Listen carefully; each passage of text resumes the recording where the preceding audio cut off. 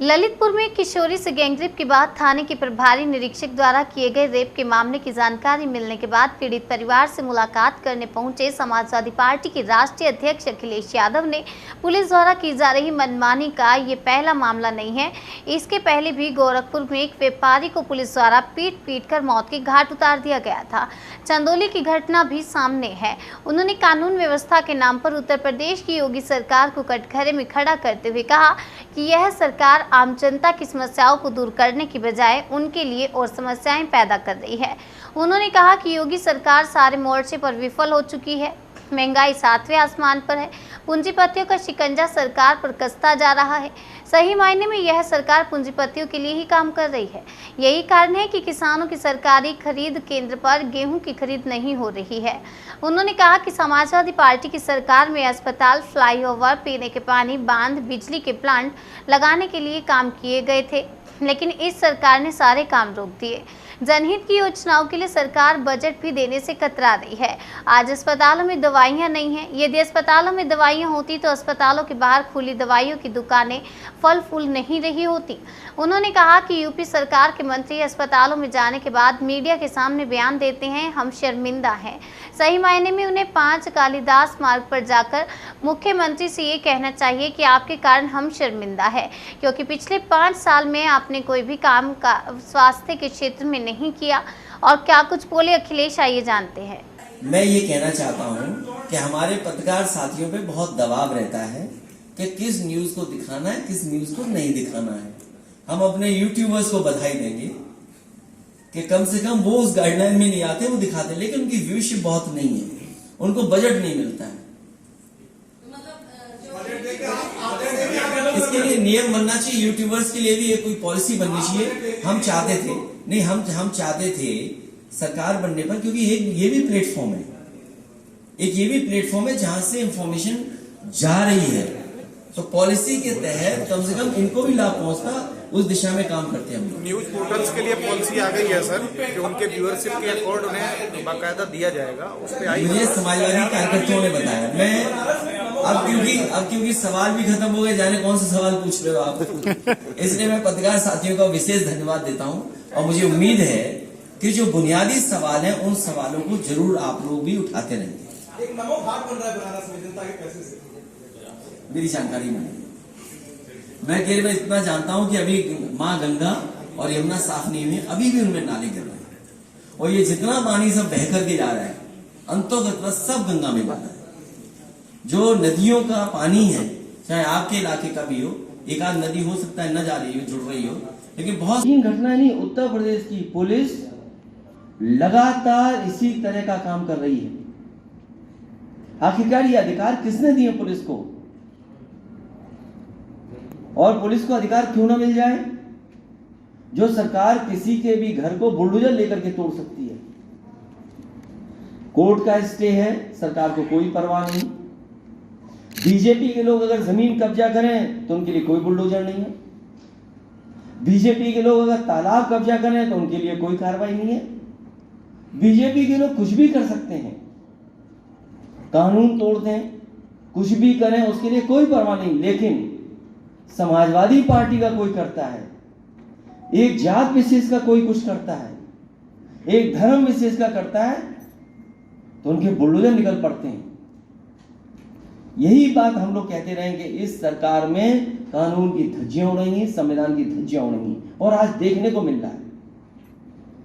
आज जब बात इस बात की होनी चाहिए कि डबल इंजन की सरकार बनी है, कितने लोगों को नौकरी दी गई है झांसी में, कितने लड़के लड़कियों को रोजगार मिल गया झांसी, ललितपुर, बुंदेलखंड में। आज चर्चा इस बात की होनी चाहिए, कम से कम सरकार वो आंकड़े दे कि जो सबसे पिछड़ा इलाका है, जहां गांव में आज भी पीने का पानी नहीं है, लोगों को न जाने कितने किलोमीटर चलना पड़ रहा है, वो पानी का इंतजाम हो पा रहा है कि नहीं हो पा रहा है। बिजली इतनी महंगी क्यों है, डीजल महंगा, पेट्रोल महंगा, सरिया महंगी, सीमेंट महंगा। और अब तो रिजर्व बैंक ने भी ऐसा फैसला ले लिया कि आप कुछ लोन लेंगे वो भी आपको ज्यादा चुकाना पड़ेगा। आप बताइए, इनकी सरकार जब से बनी है 2014 से हमारे बुजुर्ग, हमारे परिवार के लोग अपना पैसा रख करके कुछ इंटरेस्ट से काम चला लेते थे। आज बताइए इंटरेस्ट पहले क्या था और आज क्या है? नोटबंदी के बहाने बैंकों में पैसा जमा कराया, उद्योगपतियों को पैसा दिया, कुछ लोग बैंक से पैसा लेके भाग गए, बैंकें डूब गई, बैंकें मर्ज कर दी, जीएसटी लागू किया कुछ लोगों को, बड़े बड़े लोगों को लाभ पहुंचाने के लिए, अर्थव्यवस्था पूरी चौपट कर दी। और क्या गिन रहे हैं? Loud speaker. क्या हमने मस्जिद से इतने लाउड स्पीकर हटा दिए, मंदिर से इतने हटा दिए? अरे बीजेपी वालों, किसको धोखा दे रहे हो? वोट तो आपने इस बात में मांगा था कि मस्जिद में हम लाउड स्पीकर हटा देंगे। ये आप सेकुलर फैब्रिक कब से पहन लिए? ये इसीलिए कर रहे हैं लाउड स्पीकर वाली बात क्योंकि इन्हें जवाब ना देना पड़े महंगाई का, इन्हें जवाब ना देना पड़े नौकरी और रोजगार का, और इन्हें जवाब ना देना पड़े कि बुंदेलखंड में डिफेंस कॉरिडोर बनना था। मैं मुख्यमंत्री जी की बात को कहता हूं कि बुंदेलखंड में डिफेंस कॉरिडोर सर बहुत तेजी चल रही है कि आजम खान बीजेपी में जा रहे हैं। क्यों ऐसा कहते हो? बात नहीं सर, चर्चा है आप ना। ऐसी बात करते हो। देखिए हमारे पत्रकार साथियों, अभी महाराष्ट्र का आप देखिए, जो नेता को कहीं टीवी नहीं दिखाता था, पूरा टीवी आजकल हाईलाइट है। समझ गए ना आप? जी जी। तो टीवी किसको दिखाएगा? अब आप तो यूट्यूब चैनल वाले होंगे, पेपर है सर, नहीं यूट्यूब वाले होंगे, पेपर है हमारा। अच्छा पेपर है। तो आप सोचिए किसको स्पेस दिया जा रहा है? हनुमान चालीसा पढ़ रहे हैं। किसको स्पेस दिया जा रहा है? सोचिए आप। और ये हमारे बुद्धिजीवी पत्रकार साथी सही कह रहे हैं कि हनुमान चालीसा, लाउड स्पीकर पे बहस। सवाल ये है, किसी गांव में आप चले जाएं, 80 से 90% नौजवान यूथ बेरोजगार है, आत्महत्या कर रहा है, किसान आत्महत्या कर रहा है। मान लीजिए अभी गेहूं की फसल थी, आपको सवाल पूछना चाहिए था कि किसने केंद्र पे खरीदा गया है गेहूं? बताओ, सरकारी केंद्र पर। आप पत्रकार साथियों झांसी के, बताओ कहां खरीदा गया, किस जगह खरीदा गया हो तो बता दो। और जब नहीं खरीदा है सरकार ने, तो आखिरकार सरकार ने किसको खरीदने दिया? सरकार तो ये कह रही कि रेट मिल रहा था किसानों को, इसलिए किसानों ने अपना बाजार में बेच दिया। अब जब बाजार में बिक गया तो गेहूं किसके पास पहुंच गया? बड़ी बड़ी कंपनियों के पास पहुंच गया। और बाद में आप में से लोग जो आटा खरीदने जाओगे बाजार में, तो बताओ कितना गुना मुनाफा उनको मिलने जा रहा है। पूरा गेहूं प्राइवेट कंपनियों ने खरीद लिया है। जब आप आटा खरीदने जाओगे तो बताओ किस कीमत आटा खरीदोगे आप? इसमें बहस नहीं आपकी। आप में से ज्यादातर हो सकता है आप पिसवा लेते हो, हमारा साथी सच बताना, आटा खरीदते हो कि पिसवाते? नहीं, हम लोग पिसवाते हैं सर। तो तुम हमारे जैसे ही हो। बिल्कुल सर। जो लोग पैकेट खरीदते हैं, सोचिए जो पैकेट खरीदे किस कीमत मिलेगा उन्हें? आज दूध की कीमत क्या है? बहुत बढ़ गई सर, पहले 35 में था, आज 60, 70, 80 मिल रहा है। अगर ये क्या क्या ये मुनाफा जो दूध पैदा करने वाला किसान है, गरीब, क्या उसको मुनाफे का शेयर मिल रहा है? किसको मिल रहा है?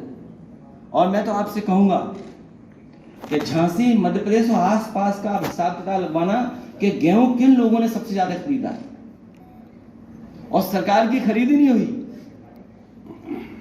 तेल जो खा रहे हो किसका तेल है? तो आखिर तेल ही होगा। बहस तो ये होनी चाहिए कि जब सबका पैसा खत्म हो रहा था सेविंग का, अकाउंट का, तब कुछ उद्योगपति दुनिया में पहुंच रहे थे आगे।